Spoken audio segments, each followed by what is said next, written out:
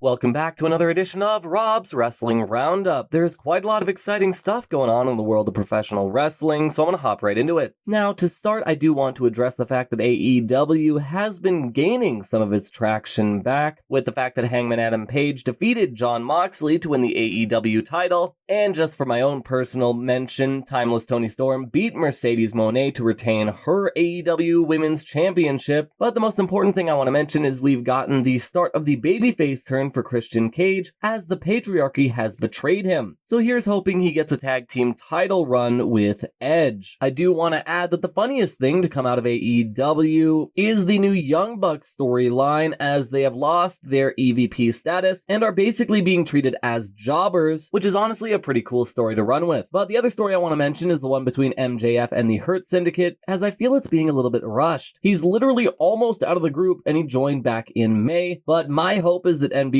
only keeps him around until he wins the AEW World title. And then my guess, seeing as Cedric Alexander is pretty busy with TNA, I'd love to see Swerve Strickland kick MJF out, join the Hurt Syndicate, and win the AEW title. And speaking of MJF, he recently defeated Averno to win the CMLL World Light Heavyweight Championship. So I just wanted to congratulate him. Looking elsewhere, the WWE Unreal series has come out, and pretty much everybody has the unanimous opinion of this is literally more fake than what we're getting on the regular program. But speaking of WWE, Dominique Mysterio recently invaded AAA to set up a match against AAA Mega Champion Vikingo. And if we're talking about WWE company links, AJ Styles has finally returned to TNA, with him making an appearance at their recent Slammiversary. And I'm just hoping we'll get one X Division match against Leon Slater before he retires. Now on to SummerSlam. Night 1 was pretty uneventful, aside from Braun Breaker being my favorite wrestler WWE has at the moment, and of course CM Punk beating Gunther to win the world title, and Seth Rollins both shocking and lying to the world as he returned from his definitely totally real and not a work knee injury. He cashed in Money in the Bank and beat Punk to be the new World Heavyweight Champion. Oh, and how can I forget the totally pointless appearances of the host Cardi B and Jelly Roll. I'm still not a fan of celebrities being in wrestling. Talking about night 2 for SummerSlam, though, literally every single title match except the main event was a title retention. Obviously, I want to mention the Wyatt Six retaining the WWE Tag titles in that crazy 6-way TLC match, but the most notable match was the main event against the quote-unquote real John Cena facing off against Cody Rhodes. Now, I do just want to say plainly, I appreciated the John Cena heel turn. I thought it was really interesting, but with what they did on the SmackDown before SummerSlam, it kind of was just like a wet fart. Like, why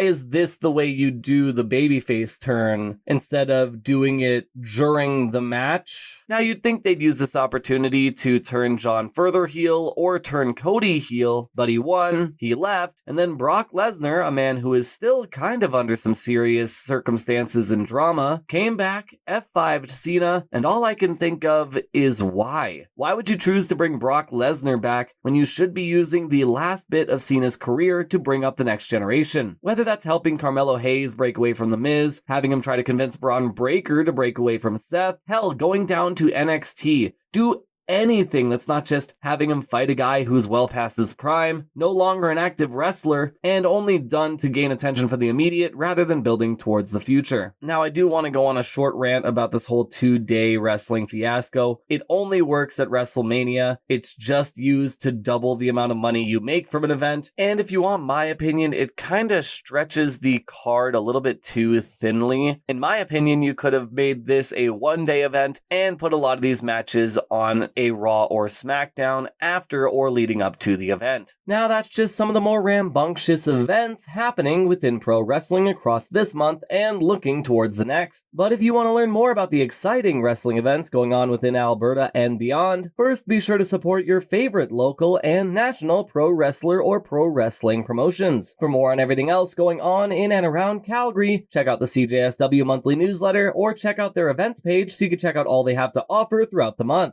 That's all I have from Rob's Wrestling Roundup, and now it's time for me to send it back for this week's episode.